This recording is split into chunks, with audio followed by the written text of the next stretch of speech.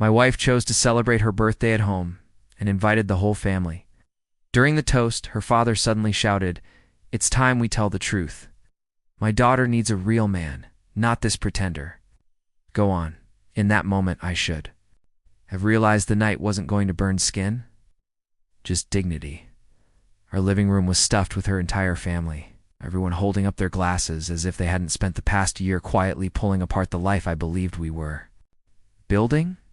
I stood near the fireplace, still observant, watching the reflections flicker across the glass. Something in the air felt staged. Too many exchanged looks, too many smiles pressed tightly shut. Then her father raised his glass, and everything froze. "It's time to speak the truth," he barked. "My daughter deserves a real man, not this fraud." There it was, the cue. Right on schedule, footsteps echoed from the garden. Another man strolled in, smirking, arrogant, holding a bouquet and a ring like he'd just won a competition he never qualified for. My wife's lips formed the smile she once saved only for me. I smiled back, different kind of smile. What an interesting surprise.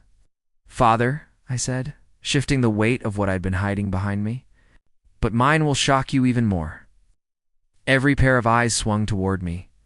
Perfect. Time to rewind back to when I still trusted them. I loved her with a foolish, wholehearted devotion, the kind of love you only give once because the next time you've already learned your lesson. She wasn't always this cold. She used to trace circles on my palm before sleep.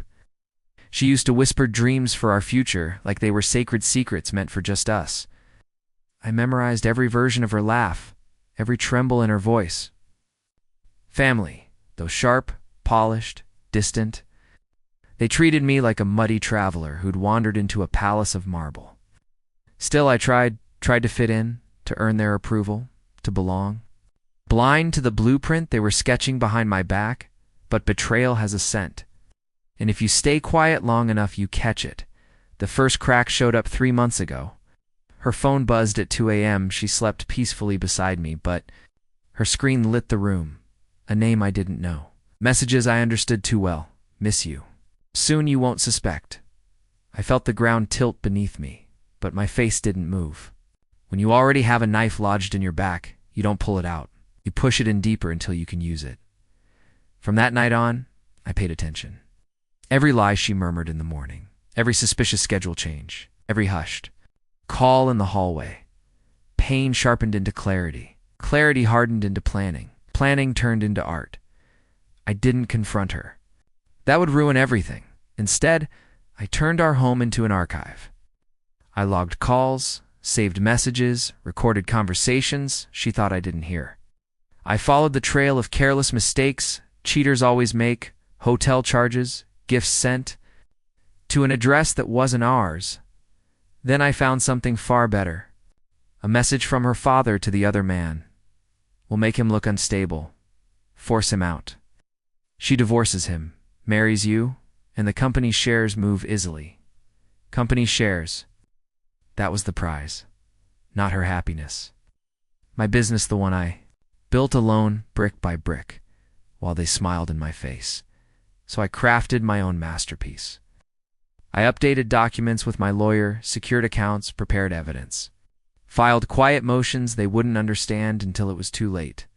And the final touch, I dug into the other man's real past, the part he tried to bury. Debt, fraud, 2 active investigations, a charming mask hiding rot. Packaged everything into one folder and waited for this night.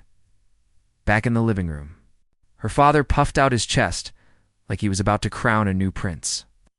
The other man stepped forward with the ring, acting like my exit was already official. My wife reached out for it, and I let out a low laugh that sliced the room in half. "Before you all continue this little performance," I said, "I brought something too." I placed the thick black folder on the table. Silence swallowed the room. Her father frowned.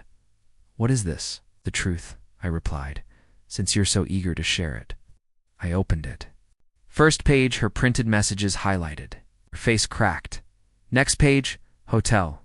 Receipts, dates, photos. She staggered back like the paper burned.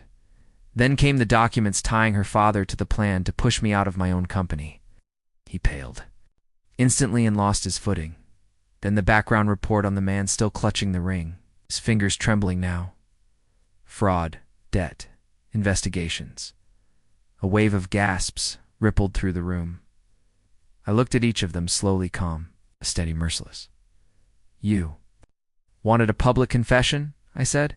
Here it is. Her father lunged. I stepped aside. He grabbed nothing but air, sputtering the mighty patriarch stripped bare in front of his own empire. My wife started crying. It's not gentle tears, but the violent kind that come when a mask collapses.